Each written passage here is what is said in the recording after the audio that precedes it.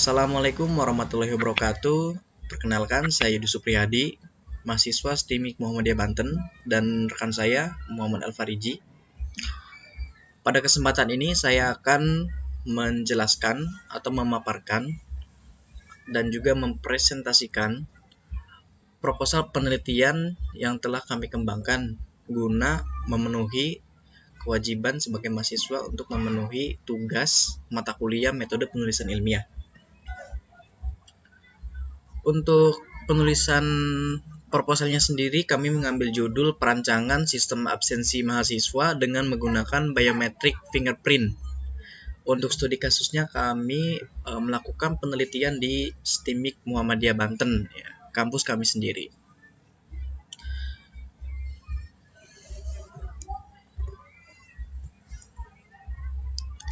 Bab 1. Pendahuluan.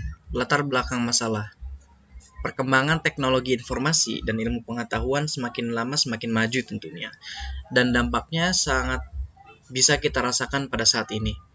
Contohnya saat kita bangun pagi, kita dibangunkan oleh alarm yang sebelumnya kita meminta tolong orang lain untuk membangunkan, atau saat kita ingin menghubungi kerabat kita yang jauh di pulau seberang, kita bisa menggunakan fasilitas telepon untuk saat ini, atau kita juga bisa menggunakan metode yang lainnya seperti menggunakan video conference. Dan tentunya perkembangan teknologi informasi ini sangat berguna pada saat sekarang sedang masa pandemi COVID-19 ya. Nah, namun di balik itu semua masih banyak pekerjaan yang masih manual. Jadi sistem tersebut belum mampu untuk melakukan banyak pekerjaan ya. Dan salah satunya adalah pembuatan absensi mahasiswa yang kami temukan di kampus kami, yakni STIMIK Muhammadiyah Banten, yang dimana masih secara manual, yang dimana absensi ini dapat berjalan dengan baik. Maka diperlukan pencatatan kehadiran mahasiswa yang akurat. Pencatatan kehadiran mahasiswa digunakan sebagai syarat untuk mengikuti ujian tengah semester atau UTS dan UAS, ujian akhir semester, yang minimal harus 80% mahasiswa menghadiri perkuliahan. Berdasarkan latar belakang tertulis, kami dapat menarik kesimpulan atau informasi tentang masalah yang akan kami gunakan sebagai bahan penelitian kali ini, yakni absensi secara manual kurang efektif seperti membuat absensi dengan Excel dan kita memasukkan datanya itu secara manual. Yang tentunya hal itu sangat merepotkan dan kurang efektif menurut saya. Selain harus kerja 2 kali dan juga saat pengetikannya itu memakan banyak waktu. Selanjutnya yaitu absensi fisik rentan hilang dan sulit untuk ditelusuri jika sewaktu-waktu dibutuhkan datanya. Nah, setelah data absensi tersebut sudah siap template-nya, kita biasanya langsung di-print dan langsung dijadikan absen fisik. Pada saat perkuliahan berlangsung, mahasiswa mencentang kolom absensi sesuai dengan hari di mana mata kuliah tersebut berjalan atau dilakukan. Dan kadang absensi fisik tersebut sering hilang yang mengakibatkan kesulitan untuk merekap absensi kehadiran mahasiswa, khususnya pada saat akan berlangsungnya kegiatan UAS, yang dimana di situ ada proses filtrasi data. Peserta didik atau mahasiswa bisa juga karyawan jika diperlukan bisa melakukan kecurangan seperti titip absen, mengisi absensi kehadiran tidak sesuai dengan semestinya, dan lain sebagainya, sehingga mengakibatkan data absensi menjadi tidak real atau tidak sesuai dengan semestinya. Di sini juga kami bisa mengambil rumusan masalah, yakni yang pertama, bagaimana membuat sistem kehadiran dengan menggunakan sidik jari yang akurat. Yang kedua itu, apa saja yang harus dianalisa untuk menjamin suksesnya implementasi sistem ini. Yang ketiga, bagaimana cara dosen atau tenaga pendidik bisa mengecek siapa saja yang mengikuti kelas secara langsung dan absensi. Adapun tujuan dari penelitian ini adalah untuk memberikan kemudahan kepada peserta didik dalam proses absensi. Selanjutnya, untuk meningkatkan keamanan data agar tidak terjadi kecurangan dalam melakukan absensi. Baik ada yang menitip absen ataupun absensi berlebihan atau kecurangan lain sejenis.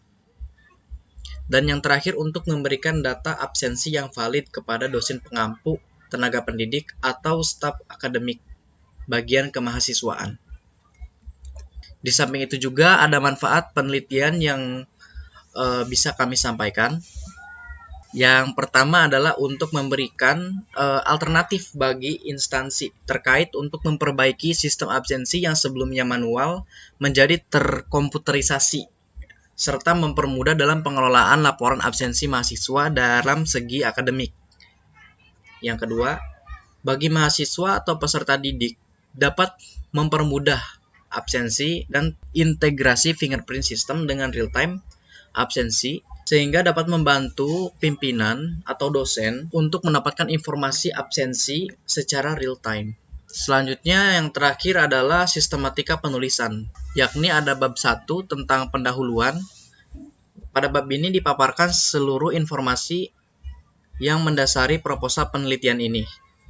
Yang kedua adalah landasan teori, yakni teori-teori yang kami gunakan secara literatur untuk mendukung gagasan proposal ini. Yang ketiga adalah metodologi penelitian, yang pada bagian ini adalah penelitian ini disampaikan secara garis besar dan terperinci, dan juga terbagi menjadi beberapa tahapan dalam pengembangan sistemnya. Dan tahapan tersebut dilakukan setelah studi literatur, yakni bab 2, setelah bab 2, dan topik penelitian yang sebelumnya sudah dijelaskan di bab 2. Ya, kita lanjut di bab 2, yakni landasan teori. Landasan teori merupakan sebuah kajian teoritik atau kajian literatur yang berguna untuk mendukung pengerjaan proposal penelitian ini. Yang pertama ialah konsep dasar sistem. Definisi sistem. Menurut Elizabeth United Anggraeni di dalam bukunya yang berjudul Pengantar Sistem Informasi, menegaskan bahwa sistem merupakan kumpulan orang yang saling bekerja sama dengan ketentuan-ketentuan aturan yang disusun secara sistematis dan terstruktur untuk melaksanakan suatu fungsi, untuk mencapai suatu tujuan. Yang dimana sistem ini bisa dikaitkan dengan sebuah organisasi besar, yang dimana terdapat sekelompok orang yang berfungsi atau mempunyai tujuan bersama untuk meraih kepentingan bersama. Dan juga yang kedua itu ada karakteristik sistem, yang di sini saya mengambil referensi dari buku yang ditulis oleh Tata Sutabri yang berjudul Konsep Sistem Informasi, yang menegaskan bahwasannya sebuah sistem merupakan sebuah karakteristik atau sifat-sifat tertentu yang mencirikan bahwa hal tersebut bisa dikatakan sebagai suatu sistem atau satu kesatuan. Dan juga karakteristik yang dimaksud adalah sebagai berikut. Yang pertama ialah komponen sistem.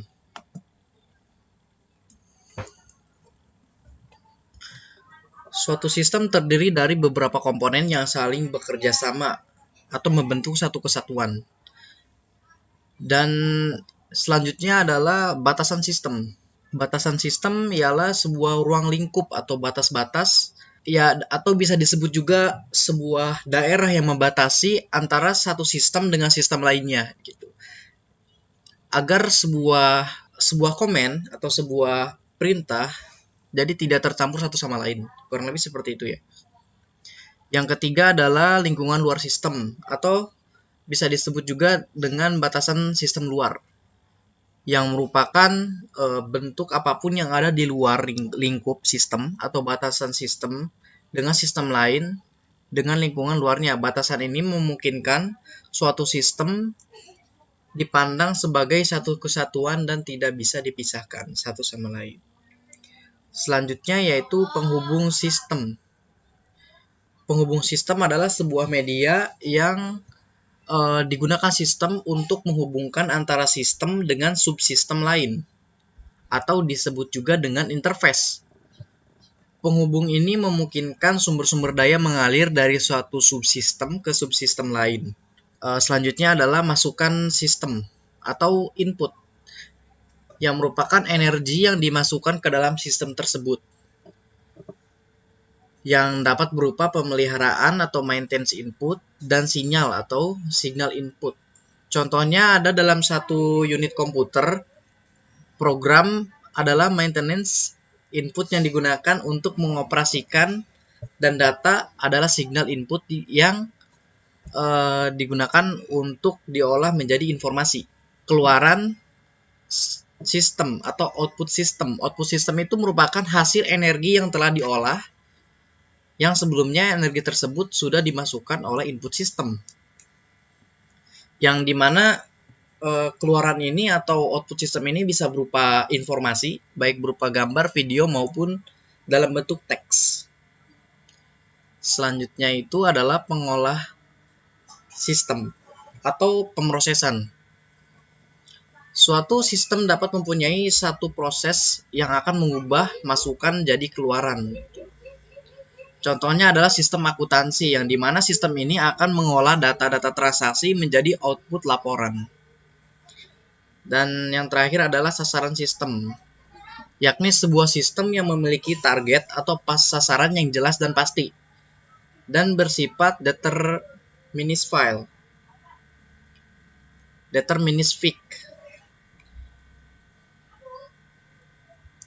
Dan selanjutnya adalah klasifikasi sistem. Sistem merupakan suatu bentuk integrasi antara satu komponen dengan komponen yang lain.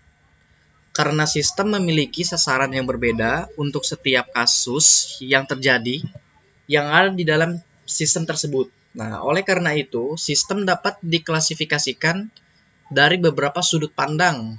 Yang pertama adalah sistem abstrak dan sistem fisik. Sistem abstrak merupakan sebuah pemikiran atau ide-ide yang tidak tampak secara fisik.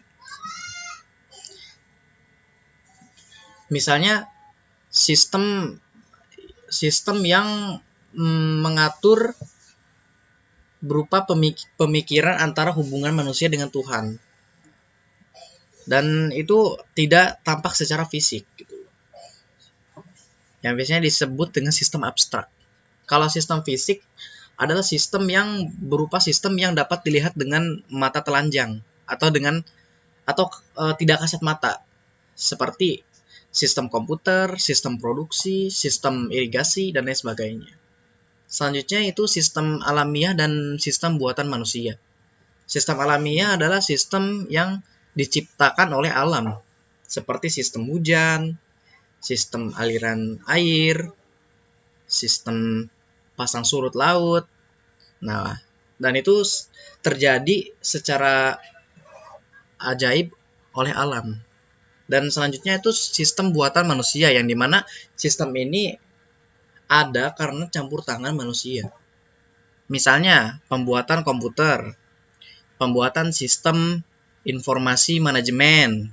Nah, itu tidak lepas dari campur tangan manusia. Selanjutnya itu sistem determinasi dan probabilistik. Sistem operasi yang beroperasi dengan tingkah laku yang dapat diprediksi. Contohnya adalah sistem komputer yang bisa diprediksi outputnya seperti apa gitu.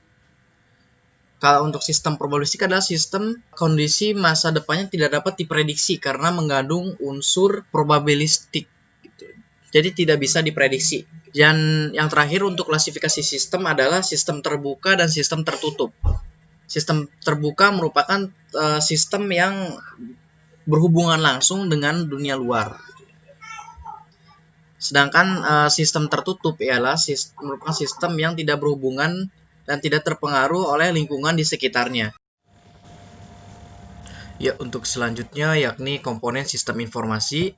Di dalam komponen sistem informasi itu ada blok input atau blok masukan. Blok masukan yang merupakan sebuah inputan data yang dimasukkan ke dalam sebuah sistem informasi. Dan juga input ini termasuk metode-metode atau media untuk menangkap data atau berupa dokumen-dokumen besar ya. Dan yang kedua itu blok model, yaitu blok ini terdiri dari prosedur-prosedur atau logika-logika logika matematika yang akan memanipulasi data atau data yang tersimpan dalam basis data dengan cara tertentu. Seperti contohnya itu inputan data pada saat kita mencari diskon, yang dimana di dalam pencarian diskon tersebut terdapat perhitungan matematik yang secara otomatis dilakukan oleh sistem. Yang ketiga adalah blok keluaran atau output block, yang dimana merupakan sebuah informasi yang berkualitas dan dokumentasi yang berguna untuk semua tingkatan manajemen yang dipakai oleh sebuah sistem. Dan selanjutnya adalah teknologi yang digunakan untuk menerima input, menjalankan model, dan menyimpan dan mengakses data atau juga bisa disebut dengan kerangka sistem informasi ya. Jadi tempat untuk menerima input, menjalankan model, menyimpan, dan mengakses data. Yang selanjutnya adalah blok basis data atau database block. Merupakan sebuah basis data kumpulan dari data-data yang saling berhubungan satu sama lain. Nah, yang terakhir adalah blok kendali, yaitu control block, yang merupakan pengendali perlu dirancang dan diterapkan untuk meyakinkan bahwa hal-hal yang dapat merusak sistem atau dapat dicegah agar tidak mengurangi performa atau merusak sistem ke depannya. Nah, selanjutnya adalah pengolahan data. Pengolahan data merupakan data atau fakta atau bagian dari fakta yang mengandung arti yang dihubungkan dengan kenyataan yang dapat digambarkan melalui simbol, angka, huruf, dan lain sebagainya. Dan tentunya itu memiliki arti ya.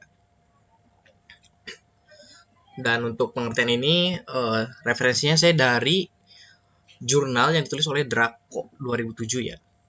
Dan selanjutnya basis data dan sistem manajemen basis data. Basis data merupakan koleksi dari data-data yang terorganisir dengan cara sedemikian rupa sehingga data tersebut dapat mudah disimpan, dimanipulasi, dan dipergunakan. Selanjutnya, sistem manajemen basis data atau dalam bahasa Inggris bisa disebut dengan DBMS ya.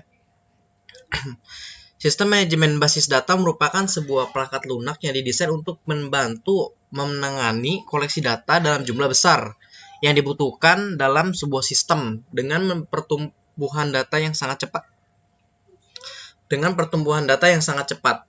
Nah, DBMS ini merupakan sebuah bagian dari computer science yang tujuannya untuk penggunaan dan teknik penggunanya sangat luas, seperti dalam bahasa pemrograman berbasis orientasi objek, sistem informasi, struktur data, pemrograman concurrent, kecerdasan buatan atau AI, dan masih banyak lagi. Dan salah satu contoh basis data ini ada MySQL, ada SQLite, dan lain sebagainya. Sangat banyak sekali. Nah, untuk selanjutnya kita mulai pengenalan terkait sidik jari. Sidik jari merupakan pola seperti ridge atau gundukan dan alur-alur yang terletak dari ujung tiap jari manusia. Dan tentunya sidik jari ini berbeda dari satu manusia dengan manusia lain. Nah, jadi tiap individu itu memiliki sidik jari yang berbeda. Nah, oleh karena itu kami menjadikan sistem dengan fingerprint sistem ini dengan fingerprint dikarenakan akurasinya itu sangat cocok dan sangat tinggi tentunya. Dan juga sidik jari ini telah digunakan berabad-abad oleh manusia untuk metode pengamanan data, khususnya bagi badan intelijen seperti detektif dan lain sebagainya.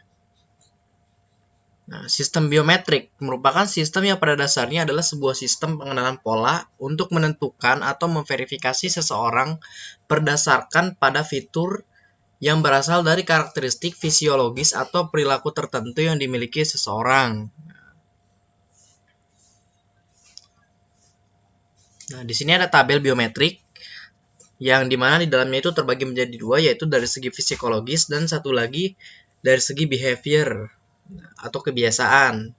Kalau dari segi fisiologis itu ada berupa face atau muka, fingerprint yang kita gunakan saat ini, yaitu sidik jari, hand atau tangan, iris, sensor mata, dan DNA gitu. Kalau untuk dari segi kebiasaan itu bisa dari keystroke atau jenis tulisan yang biasa kita menulis di kertas.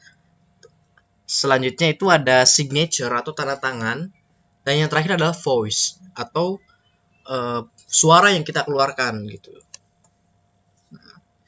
Untuk selanjutnya itu mesin sidik jari yang akan kita gunakan saat ini adalah Solution X100C. Ya, merupakan mesin absensi yang biasanya dirancang khusus untuk teknologi terdepan dengan berbagai fitur canggih seperti USB flash disk, web server, schedule bell, SMS messenger, work code, function key, dan lain sebagainya. Nah, jadi sangat banyak sekali ya fiturnya. Nah, dan juga sekarang kita mulai menggunakan bahasa-bahasa pemrograman ya. Yang pertama itu ada HTML, yaitu sebuah bahasa markup language yang seperti ada dalam singkatannya sendiri, hypertext markup language, yang artinya bahasa struktur yang menandai bagian-bagian dari sebuah halaman. Nah, jadi bisa disimpulkan kalau misalkan HTML ini merupakan kerangka dari sebuah situs web gitu ya, atau juga aplikasi yang kita gunakan gitu. Dan juga ada satu lagi, harusnya sih di sini ada CSS. CSS ini fungsinya untuk mempercantik tampilan layouting website kita dan juga program yang kita buat agar tampilannya lebih enak dilihat oleh mata gitu ya. Dan selanjutnya itu PHP. Dan ini merupakan engine-nya atau bahasa yang kita gunakan dalam mendevelop sistem ini. Ya, pengertiannya adalah PHP merupakan sebuah produk open source yang dimana open source itu adalah produk yang dimana dia itu bisa digunakan oleh siapa saja dan dapat mengubah sesuka hati dan dapat diubah sesuka hatinya. Ya berarti source code dapat diakses, digunakan, diubah, dan distribusikan tanpa biaya. Pada awalnya PHP merupakan singkatan dari personal homepage, tapi kemudian diganti dengan PHP yang sekarang adalah Hypertext Preprocessor. Sumbernya itu dari jurnal Whaling dan Laura Tom tahun 2001 ya. Nah, untuk selanjutnya bab 3 akan dijelaskan secara terperinci oleh rekan saya Muhammad Al-Fariji. Demikian untuk bab 2, kurang lebihnya mohon maaf. Wabillahi taufiq wal hidayah. Assalamualaikum warahmatullahi wabarakatuh. Baik, di sini saya akan melanjutkan presentasi dari rekan saya Yudi Supriyadi. Selanjutnya di sini bagian bab 3, metodologi penelitian. 3.1 jenis penelitian. Di jenis penelitian ini kami menggunakan jenis penelitian kualitatif. Jenis penelitian kualitatif menggunakan metode wawancara atau observasi secara mendalam ke subjek penelitiannya. Karena penelitian skripsi kualitatif tidak menggunakan perhitungan matematika. Biasanya proses pengumpulan datanya memerlukan waktu lama demi hasil analisa yang akurat. 3.2 tahapan penelitian. Di subbabnya yaitu ada pengembangan sistem. Untuk pengembangan sistem sendiri, metodenya kami menggunakan metode RAD atau Rapid Application Development. RAD merupakan suatu metode pengembangan perangkat lunak dengan pendekatan berorientasi objek atau Object Oriented Approach terhadap pengembangan sistem. Tujuan dari metode ini untuk mempersingkat waktu dalam perencanaan, perancangan, dan penerapan suatu sistem bila dibandingkan dengan metode tradisional. Gambar di garis 1 atau gambar di sebelah kanan atas menunjukkan siklus RAD dengan 3 fase, diantaranya yaitu perencanaan, perancangan, dan penerapan sistem yang melibatkan analisis dan penggunanya. Gambarnya sendiri di sebelah kiri ini bagian dari fase planning atau perencanaan. Di planning ini ada identifikasi objek dan information requirement atau keperluan informasi atau informasi yang dibutuhkan. Selanjutnya di fase perancangan ada work with user to design system atau bekerja dengan pengguna untuk mendesain sistem. Selanjutnya di fase perancangan ini ada juga build the system atau membangun sistemnya. Jadi di fase perancangan ini setelah yang work with user to design system, selanjutnya ke build the system, dan ini akan terus looping atau melakukan perulangan sampai mendapatkan hasil yang memuaskan. Selanjutnya masuk ke fase implementation atau penerapan. Di implementation ini nantinya akan ada pengenalan ke sistem baru setelah sebelumnya sudah ada rancangan baru yang telah dibuat. Selanjutnya subbab dari tahapan penelitian itu ada teknik pengumpulan data. Teknik pengumpulan data merupakan salah satu unsur yang paling penting dalam melakukan penelitian. Teknik yang digunakan untuk menghimpun data dalam penelitian ini adalah wawancara, studi dokumentasi, dan observasi. Wawancara adalah percakapan yang bertujuan mendapat informasi tentang perseorangan, kejadian, kegiatan, perasaan, motivasi, kepedulian, dapat memahami dunia pikiran dan perasaan responden.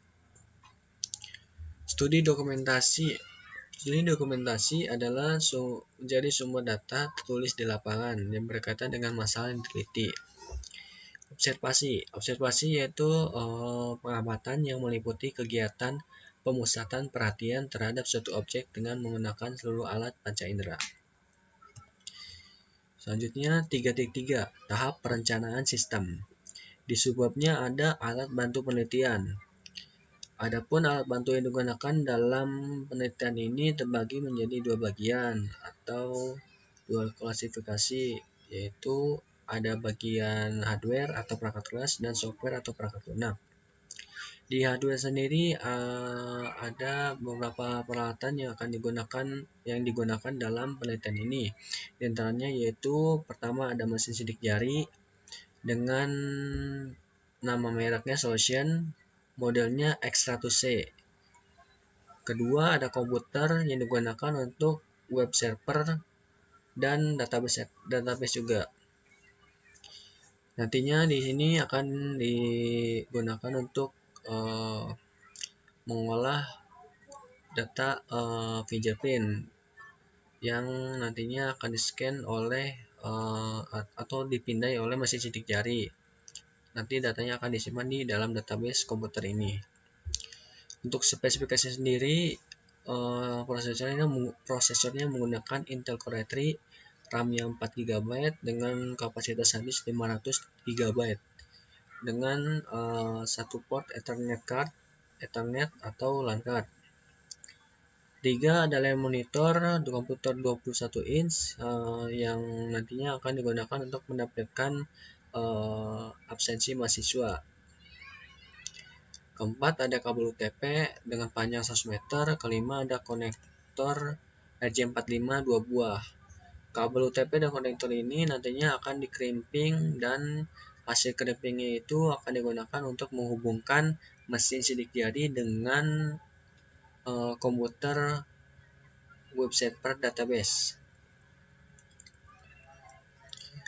Selanjutnya perangkat lunak. Di perangkat lunak ini yang digunakan adalah XAMPP. XAMPP sendiri adalah perangkat lunak yang di dalamnya sudah terdapat banyak layanan seperti web server, Apache, database MySQL, dan pemrograman PHP 5. Selanjutnya 3.4 rancangan penelitian. Di subbab dari rancangan penelitian ini ada arsitektur sistem absensi.